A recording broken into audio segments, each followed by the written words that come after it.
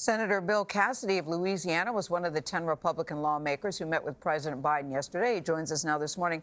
Good morning to you, Senator. It's very good to see you. I want to pick up with Senator Collins, who said that the meeting was frank and it was useful. It was 2 hours, so that seems like quite a bit of time. What was your take on the meeting?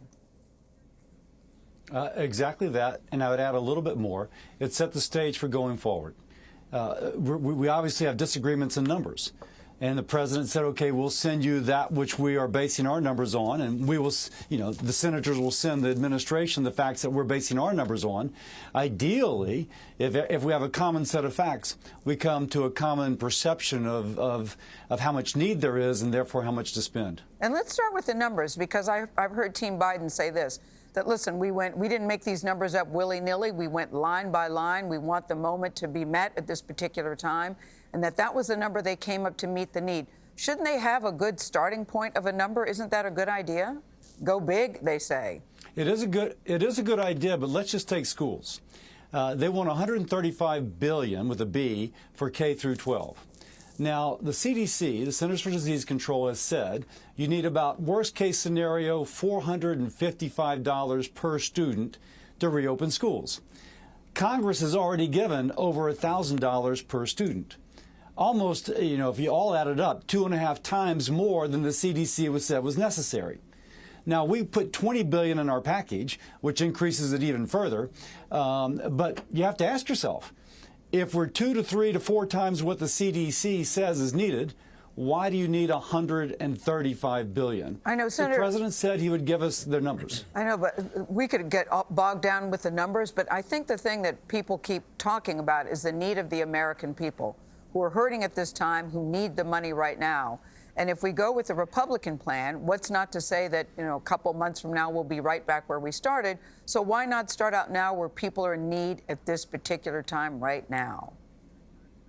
Let's look at this let's look at it. Congress has, since we started in March, if we took March all the way through March with what the president is now proposing, a family in Louisiana could have received reasonably $80,000 to $110,000 in benefits, most of which are tax-free.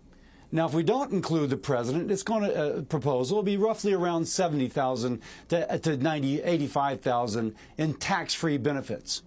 Now, the median income for a family of 4 in Louisiana, if I remember correctly, is somewhere between $50,000 and $60,000 before taxes. So we've really provided pretty well for the American people. If you look at the indicators for the American family, credit card debt is down, saving rates are up, mortgage delinquency is down. The American family has, and that's through all income quintiles. So we've actually done a pretty good job of meeting the needs of the American people.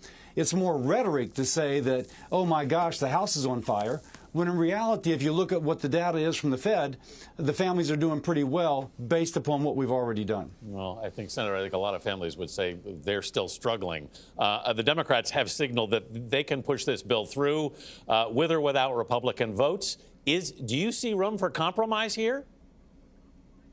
I sure hope so. There's been 5 COVID relief packages passed with a Republican president and a Republican Senate, which have been bipartisan. 5 of them. Now, all of a sudden, the 6th can't be bipartisan. Now, that's a little bit kind of ironic because the president's message has been a call for unity and bipartisanship. We had bipartisanship for the first 5, and it's out the window on the 6th. It seems like we should be able to come together, but it would start with having a common set of facts and suppositions by which we could make our decisions. Senator, I want to ask you about some remarks that Senate Minority Leader Mitch McConnell made calling out freshman Republican Congresswoman Marjorie Taylor Greene. He said, quote, loony lies and conspiracy theories, which are a cancer for the Republican Party and our country. That's what he called some of her remarks. What is your reaction to what he said? I agree with him entirely. We have to move beyond what someone thinks might be true because it's on the internet into what is true as best as we can understand it. And that is the only way we begin to bridge the tribalism that afflicts our country right now. I'm a doctor. My whole training is we need to base things on facts. I agree wholeheartedly with what the leader has said. How do you move beyond that? Now, you start with facts. I guess the theme of this conversation has been that it can't just be because you want something to be true. It has to be what you know to be true, as best as you can know it. In my devotional, I was reading The Imitation of Christ today, and in there it speaks about knowing truth. We need to know as best we can truth and then make our decisions. But, Senator, you know, a lot of senators aren't saying what you and Mitch McConnell are saying out loud publicly. Do you think there needs to be more people who are saying out loud, we got to stick to the facts? It seems many people are running for the hills instead of really saying about her comments, this is just outrageous. What do you think should be done about that? Well, the leader only said that last night, so I suspect you'll find a lot of senators agreeing with that today. But, you know, who said, was it Reagan, facts are pesky things? They just tend to, you know, hang with you.